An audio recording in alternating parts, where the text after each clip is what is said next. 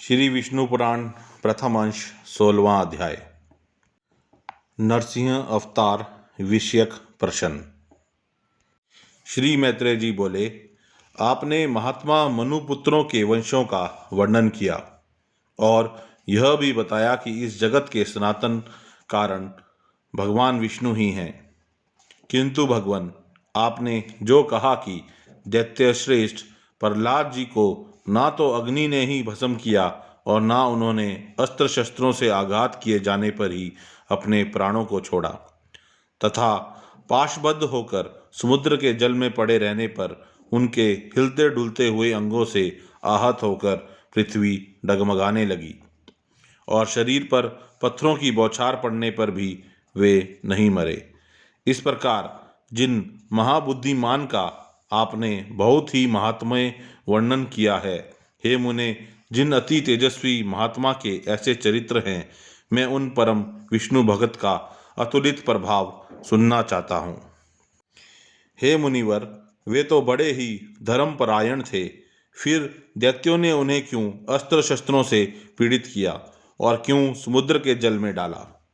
उन्होंने किस लिए उन्हें पर्वतों से दबाया, किस कारण सर्पों से डसाया, क्यों पर्वत शिखर से गिराया और क्यों अग्नि में डलवाया?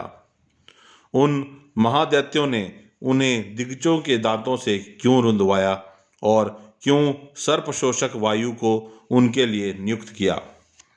हे मुने, उन पर दैत्य गुरुओं ने किस लिए कृत्या का प्रयोग किया और शंबासुर ने क्यों अपनी सहस्रों मायाओं का वार किया? उन महात्मा को मारने के लिए दैत्यराज के रसोइयों ने, जिसे वे महाबुद्धिमान पचा गए थे, ऐसा हलाहल विष क्यों दिया? हे महाभाग, महात्मा प्रहलाद का यह संपूर्ण चरित्र, जो उनके महान महात्म्य का सूचक है, मैं सुनना चाहता हूँ। यदि दैत्यगण उन्हें नहीं मार सके तो इसका मुझे कोई आश्चर्य नहीं है, क्योंकि जिसका मन अनन्य भाव से भगवान विष्णु में लगा हुआ है, उसको भला कौन मार सकता है?